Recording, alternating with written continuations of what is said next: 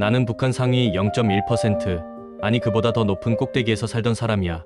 내 입김 한 번이면 해외에 파견된 북한 외화벌이 일꾼들의 운명이 바뀌었고, 내 손을 거치지 않고서는 김씨 일가의 그 어떤 호화 사치품도 북한으로 들어갈 수 없었어. 러시아 상크페테르부르크에서 북한 대외경제성 경제무역참사부 부대표로 지내며 말 그대로 북한의 검은 돈과 권력을 쥐락펴락하던 최고 위급 외교관. 그게 바로 나였어. 그런 내가 탈북을 결심하게 된 놀라운 이야기, 이제부터 들려줄게. 우리 집안은 북한에서 그야말로 성골 중의 성골이었어. 아버지는 당에 세운 공로로 김일성에게 직접 공화국 영웅 칭호를 받은 분이셨지. 그 든든한 배경 덕분에 나는 북한 최고의 엘리트 코스인 평양인민경제대학을 졸업하고 곧바로 국가의 외화를 책임지는 대외경제성에 들어갈 수 있었어. 그리고 러시아로 파견되어 김정은의 외제차를 수입하는 비밀 임무를 맡게 된 거야. 그 임무라는 게 정말 영화 같아. 유엔 대북 제재 때문에 북한은 벤츠 같은 고급 차를 정상적으로 살 수가 없잖아. 그래서 우리는 외국인들의 이름을 빌리고 페이퍼 컴퍼니를 세우고 유럽에서 산 차를 영국, 싱가포르, 마카오, 일본, 심지어 한국의 부산항까지 거쳐서 러시아 블라디보스토크로 빼돌렸어. 거대한 돈스탁처럼 차 세탁을 한 거지. 그리고 거기서 수송기에 차를 싣고 평양으로 직행하는 거야. 김정은이 쓰는 최고급 비타나 비누갑 하나까지 다 이런 식으로 내 손을 거쳐 들어갔어. 러시아에서의 내 삶은 그야말로 왕과 다름없었지.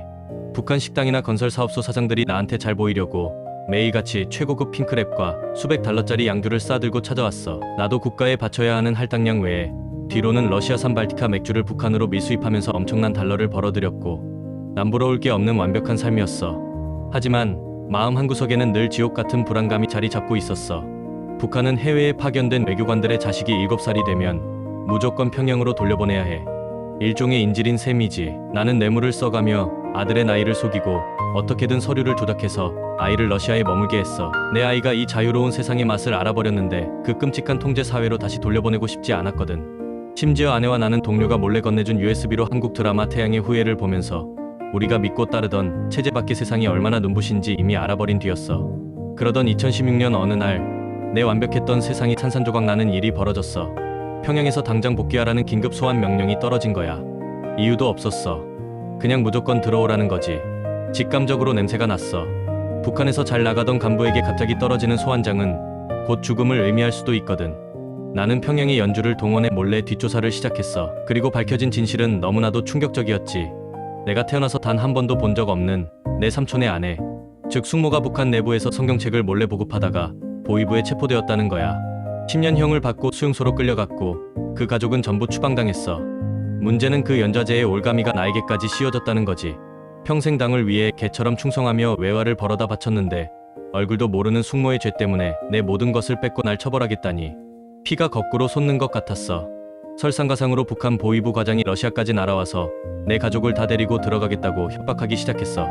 당시 내 아들은 축구를 하다가 다리가 부러져서 제대로 걷지도 못하는 상태였어. 그런데도 그 보위부 놈은 다리 부러진 애를 끌고서라도 당장 기차에 태우라는 거야. 당의 지시를 거부하는 거냐면서 말이지.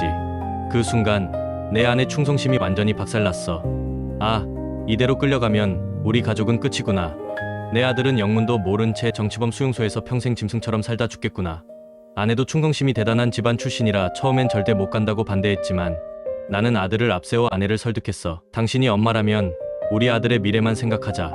결국 아내도 내 뜻에 따르기로 했지. 나는 치밀하게 하지만 속전속결로 움직였어. 워낙 신임받던 고위급이라 보위부도 내 여권을 뺏지 않고 나에게 맡겨둔 상태였거든. 이게 천운이었지. 탈북 루트를 찾던 중에 길거리에서 우연히 한국 영사관 차량을 발견했어. 외교관 번호판 124번. 한국 차라는 걸 확인하자마자 나는 내 차를 몰고 미친 듯이 그 차를 뒤쫓아갔어. 도로 한복판에서 한국 영사관 차 앞을 가로막고 창문을 두드렸지. 말 좀 합시다. 그런데 그쪽에서도 북한 외교관이 갑자기 차를 막아 세우니 얼마나 무서웠겠어. 문을 굳게 잠그고 경계하더라고. 결국 나는 호텔로 돌아가 외교관 주소록을 뒤져 한국 영사관에 직접 전화를 걸었어. 나 북한 참사부 부대표인데 한국으로 망명하고 싶소. 도와주시오. 전화를 끊자마자 호텔에 짐을 챙겨 택시를 불렀지. 보위부 놈들이 언제 눈치채고 들이닥칠지 모르는 1분 1초가 피 마르는 상황이었어. 영사관 직원이 공항으로 가라고 지시했고 우리는 택시에 몸을 싣고 공항으로 내달렸어. 우리는 내가 가지고 있던 외교관 여권을 내밀고 당당하게 비행기 티켓을 끊었어. 러시아 보위부 요원들도 내가 가족과 함께 공항을 빠져나갈 거라곤 상상조차 못했을 거야. 우리는 벨라루스 민스크로 날아갔고 우크라이나와 독일을 거쳐 단 이틀 만에 대한민국 인천공항에 도착했어. 북한 외교관 탈북 역사상 가장 빠르고 완벽한 초고속 망명이었지. 나중에 기사를 보니 러시아 언론들은 내가 납치되거나 시종된 줄 알고 난리가 났더라고. 지금 내가 한국에 온 지 벌써 9년이 흘렀어. 나이를 조작하고 다리가 부러진 채로 부모를 따라 사선을 넘었던 내 11살짜리 아들은 지금 대한민국에서 그토록 원하던 공부를 마음껏 하며 약대생으로 자라났어. 가끔 뉴스를 봐. 북한 군인들이 우크라이나 전선에 총알바지로 끌려가고 있다는 끔찍한 뉴스들. 만약 내가 그때 당에 대한 알량한 충성심을 버리지 못하고 아들을 데리고 평양으로 돌아갔다면 내 아들 역시 그 젊은 나이에 이름 모를 타국의 진흙탕 속에서 총을 들고 죽음을 기다리고 있었겠지. 내 아이가 자유로운 세상에서 감시받지 않고 자신의 꿈을 펼치며 살아가는 이 평범한 일상이 내 아이를 위해 선택했던 이 자유를 이제는 북한에 남겨진 내 동포들을 위해 쓰며 살아갈 생각이야.